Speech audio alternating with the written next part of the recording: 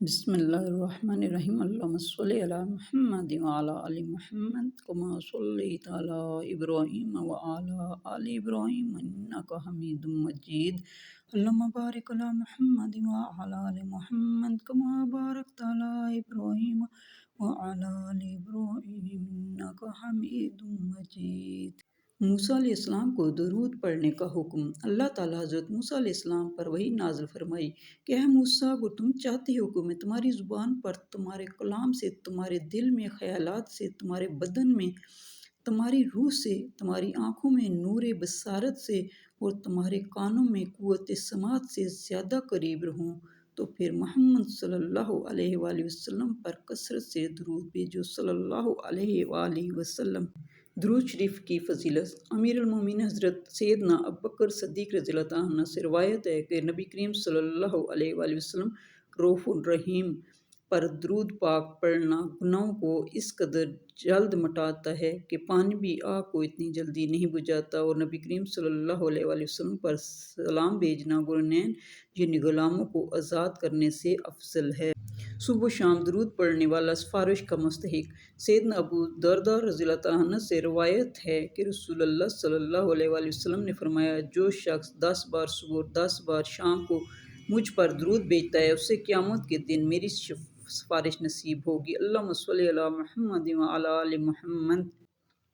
7 جمعہ کو 7 مرتبہ درود پڑھنے کی فضیلت ایک حدیث میں نقل کیا گیا ہے۔ جو شخص 7 جمعوں تک ہر جمعہ کو 7 مرتبہ اس درود کو پڑھے، اس کے لیے میری شفاعت واجب ہے۔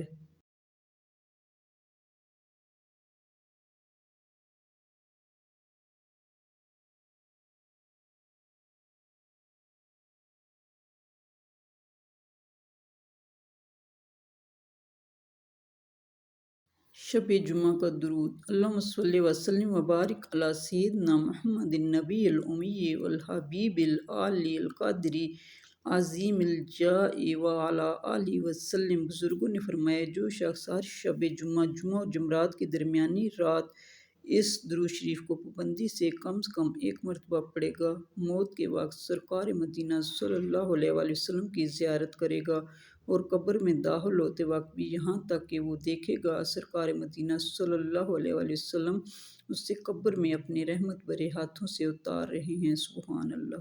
اللہم صلی علی سیدنا محمد وآلہ وسلم۔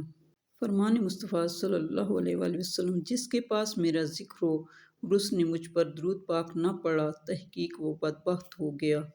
بہترین الفاظ میں درود پاک پڑھو۔ فرمان مصطفیٰ صلی اللہ علیہ وآلہ وسلم، بے شک تمہارے نام محض شناخت مجھ پر پیش کیے جاتے ہیں، لہٰذا مجھ پر احسن یعنی بہترین الفاظ میں درود پاک پڑھو۔ تمہارا درود مجھ تک پہنچتا ہے۔ فرمان مصطفیٰ صلی اللہ علیہ وآلہ وسلم، تم جہاں بھی ہو مجھ پر درود پڑھو کہ تمہارا درود مجھ تک پہنچتا ہے۔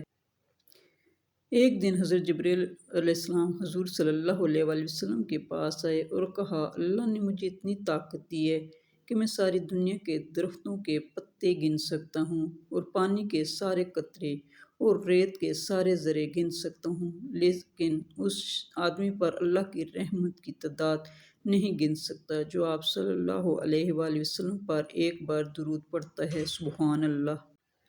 فرمان مصطفیٰ صلی اللہ علیہ وآلہ وسلم، شب جمعہ اور روز جمعہ یعنی جمعرات کے غروب آفتاب سے لے کر جمعے کا سورج ڈوبنے تک مجھ پر درود پاک کی کثرت کر لیا کرو۔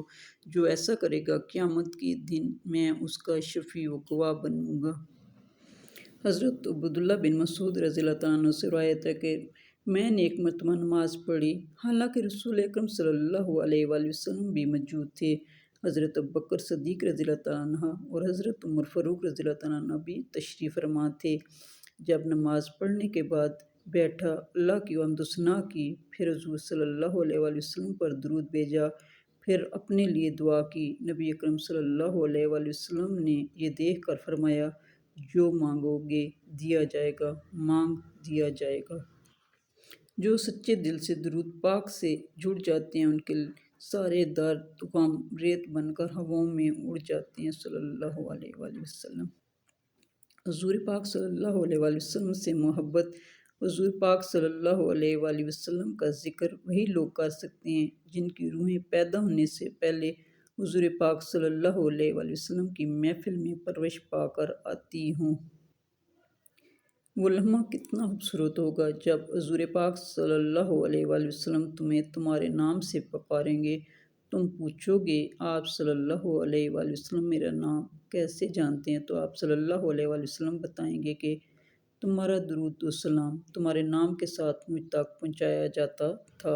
حضور پاک صلی اللہ علیہ وآلہ وسلم کے زمانے میں بھی آپ کے جانثاروں کی محفل میں یہ روحیں موجود تھیں جو آج آپ صلی اللہ علیہ وآلہ وسلم کے ذکر میں موجود ہیں۔ تو یہ پرانا فیض ہے۔ جن لوگوں کو حضور پاک صلی اللہ علیہ وآلہ وسلم سے محبت ہے تو یہ کتاب سے نہیں بلکہ ذات سے ہے۔ میں تو خاک تھا میں دھول تھا، مجھے کچھ نہ اپنا شعور تھا، میرے رب نے کتنا کرم کیا کہ درود پڑھنا سکھا دیا۔ درود شریف پڑھنے اور جاری رکھنے کی توفیق بھی بہت بڑی مہربانی ہے اور یہ ایک درجے کی زیارت ہے۔ اللہ اور اس کے فرشتے جو پڑھتے ہیں آپ بھی وہی پڑھنا شروع کر دیں، پھر آپ بھی خاموشی سے اللہ کے ساتھ اس جماعت میں شامل ہو جائیں گے جس کے بارے میں اللہ کہتا ہے کہ میں اور میرے فرشتے ایک کام کر رہے ہیں، یعنی درود شریف پڑھتے ہیں۔ آپ بھی وہ کام شروع کر دیں۔ درود شریف پڑھنے والا خاص توجہ میں رکھا جاتا ہے۔